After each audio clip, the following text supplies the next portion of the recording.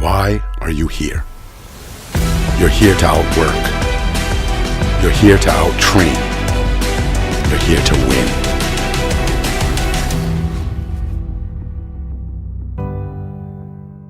Here with Cal Baptist coach Lennie Zalesky. Coach, thanks for taking the time to weigh in with me today. You're welcome. Cal Baptist is making the transition to a Division I program this year. You've been there since 2011. Was this part of you taking the job, knowing that the school was committed to this process, or is it no? No. UC Davis dropped the program, and then I was actually looking for a job, and Cal Poly's actually came up at the same time. And so, actually, I was kind of in the process of, it was down to me and another person. I think, look pretty, but this one came up, and I just took it for a couple different reasons. I think it looked like they were just putting you had more financial backing actually in athletics, and they were going D2. Okay. So I was kind of disappointed by not being to go D1, but I thought this is kind of an institution I'd like to work at, so I kind of took it for that reason. I just really kind of believe in the athletics program. Gotcha. Well, you mentioned Davis dropping their program. Can you tell me a little bit about that process? Did you know it was coming before that last season? Just to give fans a little bit of an idea of how schools operate. Yeah, well, this one I think is very unique in its sense, and I don't think there's anything quite like it as opposed to like the other ones. But we had a guy that fall in November was going to facilitate and build us a $6 million wrestling room, and we had a meeting with the athletic director, and he said, "Listen, if I'm going to put this type of money in, I want to make sure that they don't drop wrestling." And the athletic director said, "Well, there's one thing for sure, is we're not going to ever drop football or wrestling." Okay. So, so fast forward, a few months, and then there was some shortfalls in California budget. We had a new chancellor. We had, I think, 2 new athletic directors. So we were kind of voted the most successful team on campus there, and we had the only Division I All-American national champ. We had a lot of things to actually go for us. But and we had that wrestling room coming, which is a beautiful wrestling room. And we kind of were leading the charts and everything, but they were supposed to make the announcement of which teams are gonna drop, and that date got postponed. Oh. And so, anyway, a couple of weeks later go by, to make a long story short, it was wrestling, of course, and a few other sports. They dropped 5, but anyway, everybody was silent. You couldn't even talk to the athletic director. Nobody was saying anything. Well, years go by, and the chancellor, who's no longer working there for some other misconduct things, I believe it's through information I've got. She said that you had to drop wrestling. She made the decision. Okay. And she just got there, so she didn't see the success of the wrestling program. We had like 5,400 people there for Dual Meet with Iowa, different things like that over the years. But, so it was a bad change of everything. It was a bad change for the timing of athletic directors and a new chancellor. Right. It's terrible. Right. So anyway, that happened, and and then kind of the rest is history. So, how old were you when you started wrestling? I was actually fairly late. I was 8th grade. 8th grade. So the pitch was like 13 years old, maybe? Yeah, 13. Mm-hmm. And, one of the things I always talk about wrestlers is their mindset and how that might change as a coach. How did you personally deal with, that's a huge loss, and it's a surprise for a successful program. How did you personally cope with that? Was there did you have to change some self-talk as you were going out there? I mean, what's going on in your brain? How did I deal with the dropping of the program? Yeah. Honestly, it was one of the toughest things I think I've had to deal with in the sport of wrestling. I've had some tough losses over the years too, but I couldn't understand it for the life of me, because the athletic director, I pretty much trusted, said that to me. Nobody was talking to us.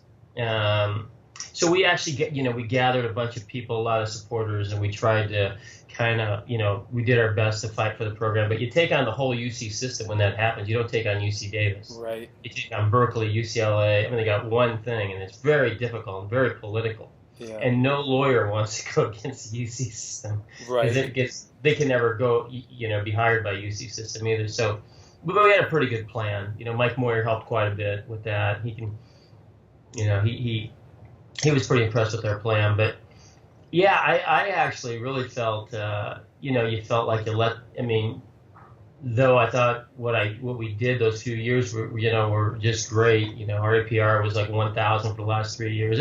We did, fundraising was second to football. I mean, we had everything kind of, I think, in place, but you still blame yourself. You still blame, like there's something I could have done or should have said. But, and there's a little bitterness because when you don't understand everything, right, you get kind of a lower opinion of, I suppose, people involved or people or lack of trust. And I think there was a period there, quite honestly, that I kind of went through, I'd say kind of a negative frame of mind, but, God's good, and he opened this job up, and it's been great to be here. So after that low, you come to CBU. How do you, and you're building this program, and you've made this unexpected leap.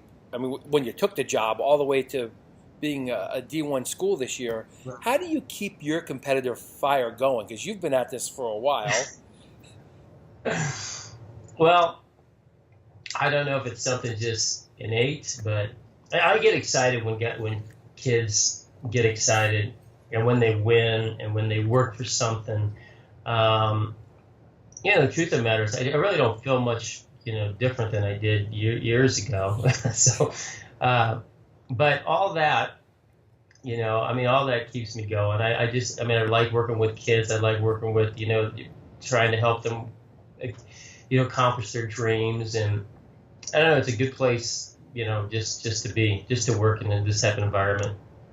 So I'm guessing the school has been very supportive of wrestling to put this kind of the resources behind you. Mm-hmm. Yeah, they're supportive of all sports. I'll say that. Yeah. So, I think we won the Leadersfield Cup last year for Division II. So, like Stanford won it for Division I, we won it for Division II. So, it kind of gives you an idea of the success of a lot of the teams here. Yeah. But they certainly. Yes, they get. For a wrestling team to be fully funded in scholarships, I know a lot of people. That's a big deal. Yeah. So there's nothing really we lack. Of course, going D1, we're looking at trying to build an RTC and get a 501c3. So we're looking at these things. We've still got some building. And those will take work. Yep. And some energy. But anyway, I think one thing about California wrestling is you just in the history, it just seems like that so many coaches here which want programs that are, going to get behind wrestling. And so it's always good to be a part of one program that is behind wrestling. And I think the state actually, the California State tournament, our coaches are kind of excited, and the wrestlers, about just this. Fresno State, of course, being added, and yep. And the other team, Stanford's doing well, and the other teams are getting good recruits and had success over the years, and this is just one more. So we got one more D1. So we picked up 2 D1s in the last 2 years, or 2 years, 2 or 3 years. And you have by far the highest amount. It was like around 30,000 high school wrestlers, which is almost triple its nearest competitor, I think. Yeah, I know. That's why I'm living out here. I think if there's anything, you say about excitement, there's something intrinsic within myself that just, I just want to see, a program to, get some of these kids and just offer, a place for them to wrestle. And because there's quite a bit of talent out here, and I think there's quite a bit of talent coming up. I just got back from the Freak Show last night, late last night, and there's just a lot of good kids coming up. That's fantastic, and it's great for the state of California, having a place to keep them, right? So I've talked to a lot of quality California wrestlers, and they feel a sense of actually just maybe west of the Rockies. They feel a brotherhood and a bond because they're outside of the scope of like the Pennsylvania, Iowa orbit. Right. Can you relate to that at all? Yeah, I can. Even though you were at Iowa. Yeah. Well, there's just definitely a different culture as far as wrestling. And I would say at the high school level, amongst the high school wrestlers, coaches, parents, there's an enthusiasm that's probably as high as any state. Yeah. In Iowa, when I go back to Iowa, I mean, I can stop on somebody knows you. The people who live there know wrestling, which is not necessarily the case here. But the wrestling community in itself is very wrestling minded, and they're usually parents of wrestlers or former parents or former coaches or wrestlers. But yeah, it's a little bit different, and I think I really believe that California's kind of going through a revival for whatever reason. I just see kids coming up that are more than I remember. More kids than freshmen, sophomores that are doing well. Yeah. That look like, they're going to be. But it might be happening that way all over. I don't know. You could probably speak more out East Coast, but it just seems like these freshmen that are coming up and beating kids who are state champs are going like, where did that come from? Right. I notice. I feel like the top 15, 20% is advanced by an entire level compared to where they used to be at that age, right? Yeah, so right. It's a really. I'm sure part of it's regional training centers, and part of it is having access to videos online and having, anyway. And I think it's a great thing for wrestling, and I think we're seeing that play out right now in the World Championships. That it's been going on for. Maybe Jordan Burroughs was the first of that, and we see Dake and Taylor and Cox and the guys, and the next wave is just going to be as strong. I think the Lees and the Fixes and those people. So yeah, it seems that way. Yeah, just to go back a little bit. Jim's your brother, right? The Oregon State coach. Right. Mm-hmm. So did you guys wrestle a lot growing up? Yeah, once we started in the sport, I got in 8th grade. And then he started. He was 2 years younger than me, so he started wrestling 6th grade. And then we started wrestling in the living room, of course. But actually, Prairie High School gave us a mat, one of those old horsehair mats. Oh, no kidding! We put it down in the basement, yeah. And it was probably 6x6 or whatever, maybe 8x8. But anyway, that was kind of the training facility for the Prairie High School in the summer. We'd have people come over and wrestle, but it was enough that do a wrestling match and be able to train down there, drill and stuff. And so we spent a lot of time probably drilling, and I'm sure we wrestled a lot. I don't remember wrestling them as much as probably drilling, going over moves, trying to get moves down. So. Was anybody in your family a wrestler prior to this? No, my dad was a basketball player, and I actually went out for basketball in 7th grade. No kidding. I made the B squad. I scored 2 points. I was an up and comer. Yeah. Okay. But what was funny? I was going to say, okay, I'm going to work real hard on basketball over the summer, and I'm going to make that varsity squad. So I started shooting baskets. My dad took the basket down, or the hoop down. To re-side the house. And so it was down for about 3 months, and it was the day before. And I went to shoot a few baskets, and ironically, I wasn't making them, and I started doubting myself. And a friend said, "You should try wrestling." Huh. And that was it. And then I tried wrestling, and I went. I didn't know if I was going to be any good, but I just loved it. That first practice was okay. I like this, no matter what. Right. That's awesome. So now, have you told Jim that you're going to wrestle him for any California recruits, and there's a border between Oregon and California, or not?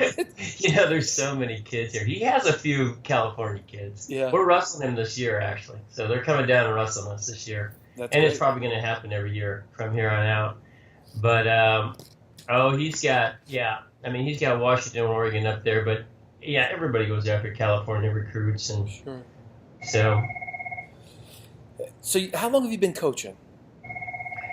well, I started on salary Yeah. in 1986 with Dan Gable at the University of Iowa. Yeah. And so, and then after 4 years there, I was at Iowa for 12 years. I took a break. I wanted to do something different. My wife and I went and taught in Alaska for 8 years.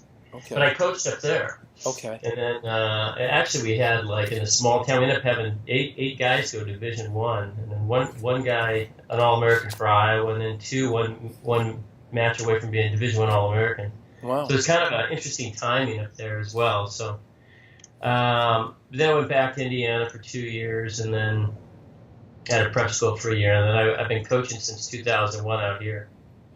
What advice would you give to yourself now? If you could go back to yourself in '86 or at any point along the way, is there any advice you'd give yourself? Oh, I suppose that depends on the day, you know. Of course. But I think it's good to have patience in this sport. You know, I think it's. I think sometimes, you know, I think we need to, for myself, just working on development, always thinking about developing and always encouraging, and you know, you're not going to get the best. You know, at least we haven't always got the best recruit, but just try to make the best out of what you have. But I think I think I pretty much had that mentality. I know for sure there's been times in my coaching career where you look at it and you just say, man, you just don't have much, and you know, you might start, you know, doubting, you know, whether you're coaching there. But you know, you got 30 kids, 35 kids dependent upon you. So, you know, I might have to think about that one along. But I think pretty much leaving Iowa, you know, that was a very win-oriented system. You know, win or get off to the side kind of. My coaching, I felt like I've over the years, we haven't had a lot of guys that win national titles, but we've had a lot of guys who improved in the sport and have gone on to be coaches in the sport and give back to the sport and love the sport. So in that regards, you know, I think there's a lot to be said by it. But I mean, at the same time, your goal always has to be to win. But, you know, there's a lot to be said with that catalyst pushing you along. A lot of things you can learn. Yeah. Yeah. Are you guys conferenceless right now? We're supposed to hear from the Pac-12 at the end of this month. So the coaches have voted us in. They took a vote. They voted us in. That's for wrestling. Yeah, for Pac-12. Yeah. Or is it across the whole school? No, just for wrestling. Just for wrestling. Okay. Yeah. We don't actually have a football team. Actually, we have a basketball team. We have, you know, our share of sports here, but we're in Southern California, and football field is big. That's a big outlay of money anyway. But yeah. We're actually centered on a block. You know, like a mile. I mean, it's about a. You know, we're buying land as we expand here, but it'd be expensive. It'd be an expensive sport to try to be good at here. Gotcha. So the coaches have voted you in, and does that take effect at the end of the year, or? Well, administrators have to vote, and they're supposed to get a vote at the end of this month. Okay. And so now the Pac-12, since Boise State dropped, they need a team to have an automatic qualifier. So you would think they'd vote us in, but you never know. You never know. I've heard that they're a little negative on wrestling at that. Yeah, that's been, you know, hopefully, you know, people change too. You know, hopefully the Pac-12 kind of, you know, I mean, administrators change, you know, they move on, and hopefully. But yeah, we're hopeful that we'll get in that conference. So what will that mean as far as, I'm not quite clear on the progression. Does that mean that you'll compete at the Pac-12s in the spring, or is that a year away? I'm not sure what that means as far as, we won't compete this year, I'm sure. Okay. But what that would mean the following year, whether we could compete and just couldn't go, I don't know about that. That would be nice if that would happen. Yeah. That'd make everything a little bit quicker as far as the transition. But it's kind of new, actually. Gotcha. Now, I think you slipped it in earlier. Did you say that the school has fully funded the scholarships? Yeah. Mm-hmm. And are they committed to doing a regional training center, or is that just sort of in the drawing board right now? I'm having to do a lot of education on this part. Okay. So you got to remember. So when did we make the announcement? I don't know how long they made the announcement. About a year and a half ago. Almost. I think it's 2 years in January. So there's been a lot of work with just trying to move the school one. So this is something I've been talking to the athletic director, in charge of wrestling, and I think we can. I think we're going to do it. We have to do a couple things, first, we got to get a, 501c3 and, Yep. Raise some money for, we got to get a volunteer assistant as well. Yep. So, yeah, those two things will happen, but I think, that'd be really exciting to get it going. Gotcha. Are there other things that are in the progression that fans might want to know about as far as building the program? Well, they're building the camp. They're going to have a really big weight room here on campus. It's going to be like, it's going to be enormous. It's going to help. But as far as right now, we just built this arena that we're in right now. We just opened up like a year ago. It's where we're going to host Ohio State. And it's a perfect place to hold a duel that's going to get packed. This is maybe the best thing I've ever seen. Really? It's not too big. It's 5,000. Okay. It's not too big where they're too far out. They're almost like right on you. But a crowd of 5,000, if it's a crowd's 5,000, this is a perfect venue. Even 4,000. It's 5,000 capacity. Gotcha. Do you know how many tickets have sold for Ohio State? I know a couple weeks ago it was like 1,050. Okay. So I think I've talked to a lot of people. They say, we'll just do it the week. We'll just go there and buy. But if we get 2,000, by the end of the month, that'd be good. I know a lot of people know about it. Yeah. So it should be. Was it hard to get him to come out? Oh no. I've known Tom since he wrestled at Iowa. Actually, I coached him for a year or so there, and we've stayed pretty close friends. For Linnell, his wife's pretty close friends with my wife. So, no, he actually, I asked him, and he just they owed Arizona State a duel, and he's going to work it out with that. So it was. Yep. That's great. Yeah, pretty well. Yeah. That's fantastic. Do you charge for all the matches, or is it just for in the large arena there? No, we charge for all the matches. Okay. You can work some things out sometimes with high schools, with. Yep. Being on a ticket list, but this is going to be way too difficult to do with so many high schools. So Totally. Our marketing department didn't want to mess with that. Can you describe yourself as a coach, as the head coach of this program? Are you a CEO? Are you hands-on? Are you showing moves? Are you everything?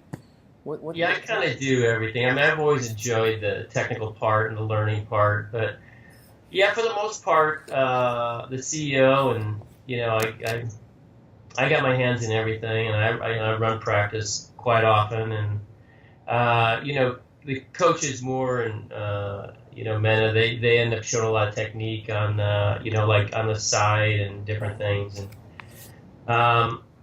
but I got my hands involved in everything. We're probably the same age. You still go live in the room? Do I go live? Yeah. Yeah, I just had surgery. Okay. Yeah, so my hip was bothering me for a while. It always bothered me when I wrestled, but I had surgery less than 3 months ago. But it feels really good. I'm thinking about it coming back. So I might wait though, just because I've seen too many wrestlers come back from a surgery early. But I actually feel fairly good. Yeah. I don't, but at the same time, I don't think I need to wrestle. But I'm always kind of anxious a little bit, to at least drill hard or whatever. But. Yeah. I just want to get your mindset, because I'll still go sometimes with a high school kid, and sometimes I regret it, and sometimes I don't. But I was just wanted to get your approach. Tell me a little bit about what the culture is that you're building on the team. We're trying to, so we're, the D2, so we had NAI, and we're transitioning to D2 when I first got here, and there was some wrestling's not that big a thing to me. Like I would say predominantly for the most of the team. I like it, but it's not. And then D2 is more serious, but still you get some of that where I don't really want to train all year round or whatever. Right. But so now we got kids in D1, and so the recruiting class we got in, and even the kids on the team, the work ethic's picked up. I think it's just exciting. I think they know when this is ahead of them, who's ahead of them. That just naturally your work ethic's going to pick up. So we really got a good bunch of guys. So we really, every time we bring a recruit in, they always say they really like our team. It's really a good group of kids here. And so I kind of like to try to keep that, quality. Yeah. Much easier to work with, much easier to keep here on campus, and the less headaches, of course, for the better for everybody on campus. And so anyway, there's academic scholarship we have, maybe probably bigger than maybe a public school. So kids got a 3.5 and let's say 1,100. He gets like $12,500. Which is a big chunk. So we try to find those kids because it gives us, we can find 10 of those kids. That's a big chunk of money back to Totally. So and it works out well with APR as well. And then right. It kind of works out all the way around. So we like to probably at least have 80 to 90% of our kids like that, but we'll see if we can make that happen. As far as making the leap from D2 to D3, D1, you mean? I'm sorry, D1. I'm sorry. It's a news right? Yeah, going the other way. Tell me, what is the feel amongst the wrestlers on the team? Are they excited about it? Is there apprehension? Yeah, at first there was this. Kind of like, oh, we're switching to D1, we're not going to be able to compete in the NCAA tournament, and there was a group kind of that first year, and some kids left, and they were just saying, what's wrestling, and I said, well, listen, would you rather line up against, Colorado School of Mines or Ohio State? What's more exciting? Yeah, and so anyway, it's so. Without me, it's not because of what I said. It's just they're more excited. They're very excited getting a chance to wrestle these kids that are ranked, these kids that are in the Win magazine. I can't wrestle in the national tournament, but I can see at least how I would do. So we got a very, and I guess we can be ranked. Win magazine say we can be ranked, so that's kind of something, to go for, be ranked in the top, 20, or, if you can crack the top 10, that'd be amazing. But top 20, I would say it'd be good for us this year if those guys could do it individually. So they're getting. I think each year that goes by. I think right now, I don't think the kids are so young. I don't know what they know to expect because we've been wrestling D2 and we don't know what. Even though we've wrestled Stanford and Cal Poly, Bakersfield, we wrestled them quite. I think Stanford and Bakersfield wrestled every year. So and we wrestle other D1 teams, but we got a young team. I think we have I don't know how many, maybe 5-6 guys that are going to the lineup this year that never wrestled varsity. Are they freshmen or redshirt freshmen or freshmen? Okay. Gotcha. So, that's going to be a wake-up call, maybe. It is. This will be a learning year, but every year that goes by after this, they'll have a year of experience after that, and I expect us to get recruits that are going to come in and probably compete fairly well here soon. Right.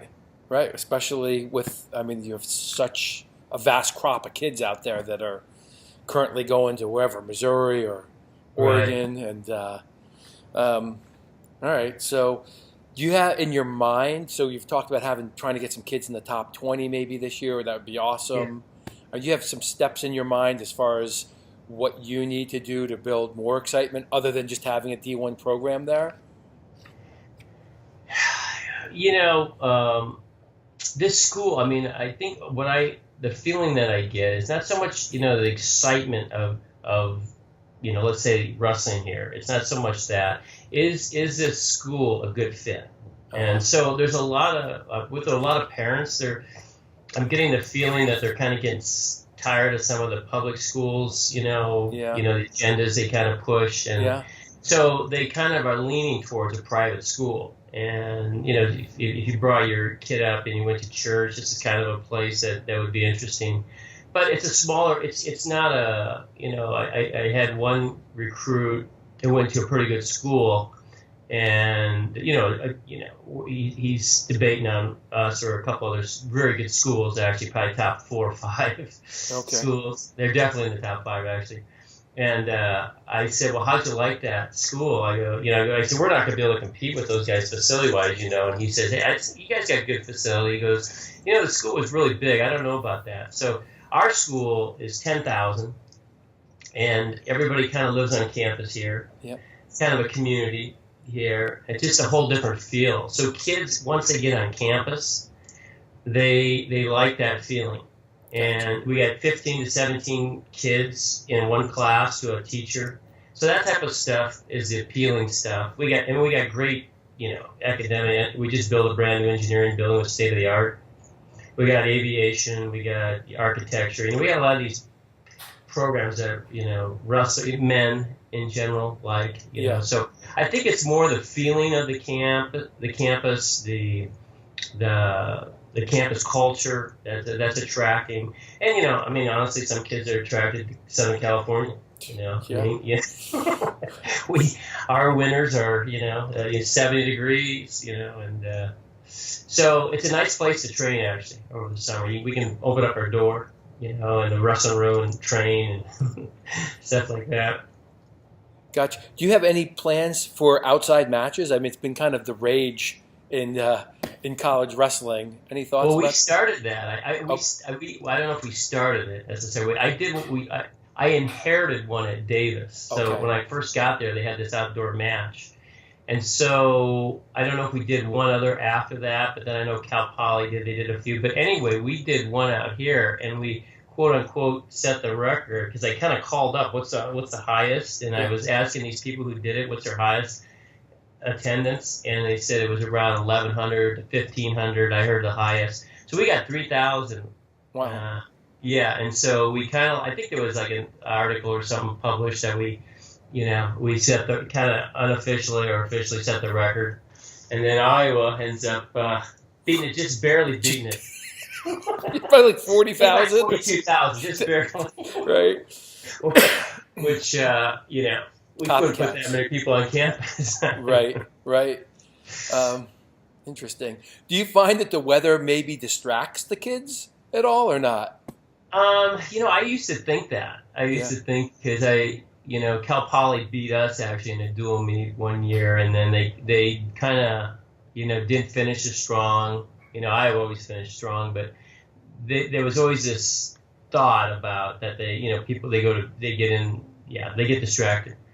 But I don't think so. No, I mean, I suppose, if anything, no, I just don't think it does. I mean, if we were right on the beach, that might be one thing. Right. But it's a 45-minute drive to the beach, and a 45 minutes, to the mountains as well. But kids kind of, these kids, they get pretty serious about, their academics and athletics here. So I think the main distractions, it seems to me, the kids who have gotten distracted would be more social type of distractions, so that's going to happen. That's pretty hard to control, actually. Yeah, especially with the everything at your fingertips. Right. As far as we've talked a little bit about your coaching. We didn't talk a lot about your wrestling here, but can you tell me what has kept you involved with the sport for so long? What do you love about the sport, and how has that changed over time? Yeah, that's an interesting question. Well, I really do like the camaraderie and the relationships that are,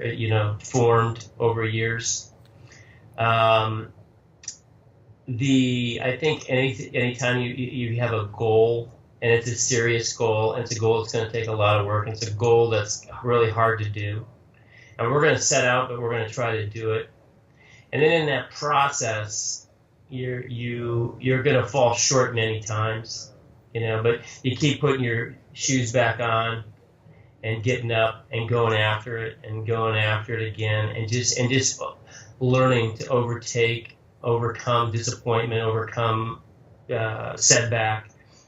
I think there's something to be said about that. If it doesn't just become a part of you, it's certainly, you kind of want to be in there because you went through, you yourself as a wrestler went through so many of that, but as a coach for so many years, you've seen so much of it.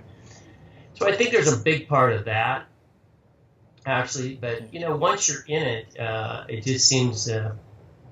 There's a couple times, like I went to Alaska, I thought I was actually kind of done with college wrestling anyway. But it just seems like it's and UC Davis dropped his program, and I just think, what am I going to do now? Yeah. But doors have seemed to always open widely, and it just seems to always have kind of kept me right there. And I think look, there's colleagues that I have that do very well financially, and of course wrestling / teaching is never going to be one of those places you're going to do that well financially. Right. But I would not change it if I had to do it all over again. I just think that I just love to be. It could be an educational situation too. It doesn't have to be teaching. I taught for 8 years. I really like working with younger adults and help encouraging them and just help them get an A on a test, or you watch them succeed and bring them up through those years. Gotcha. What do you? You've been at this for almost 40 years, 35 years. I guess. Say it again. Oh, with wrestling? Yeah, 40. Yeah, 40. So, do you reflect back on one or two instances that you consider your biggest success, whether they were winning a championship or just an emotional thing that you feel was your biggest success?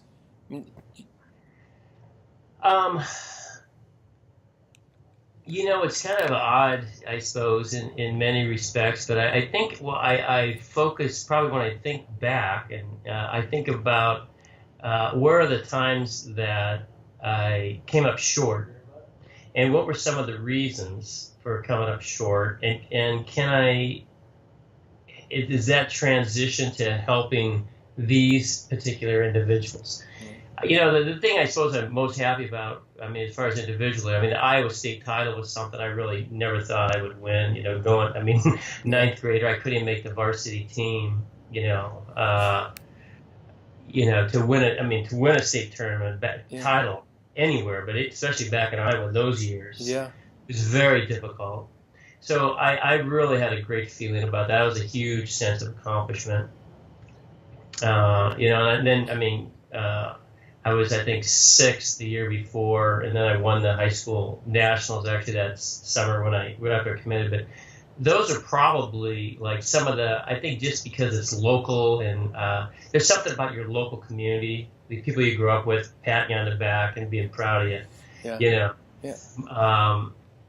So those are probably some of the most cherished wins. Yeah.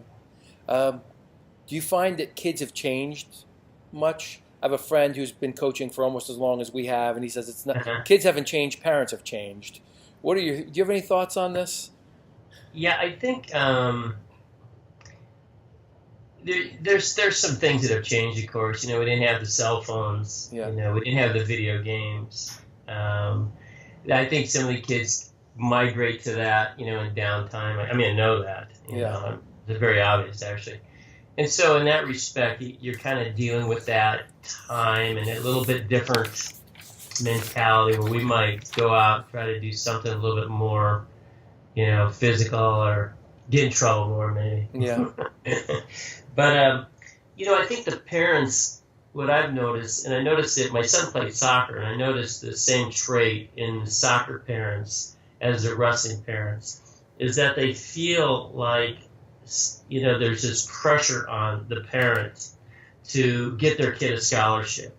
And there may be the pressure they feel like they need to do so. There may be maybe some, some issues that I just want my kid to get a scholarship. And so you see this maybe pushing the high school coach a little bit more. You're not quite as good enough. I got to move my kid over here. Yeah. So you see some more of that stuff. You didn't see them moving around nowhere. I don't even recall anybody transferring when I was, right. Yeah. that would have been crazy, I can't imagine saying that to my dad, Right. My dad was old school, Iowa guy. But, so there's a lot of those things that I think have come up, trying to find the best coach, trying to find the best program. I want my kid to have the best. And you can understand that as a parent. I can understand that because I've raised a son and a daughter, and you want the best for your parent or for your kid. But, I've seen also kids say, hey, we're staying here in this community. And the kid just goes and wrestles over the summer. Different camps, gets coached by different people, studies the internet on moves, drills them in practice, and he does just as well, if not better, right, than these guys that are transferring because they're they get kind of mixed up emotionally.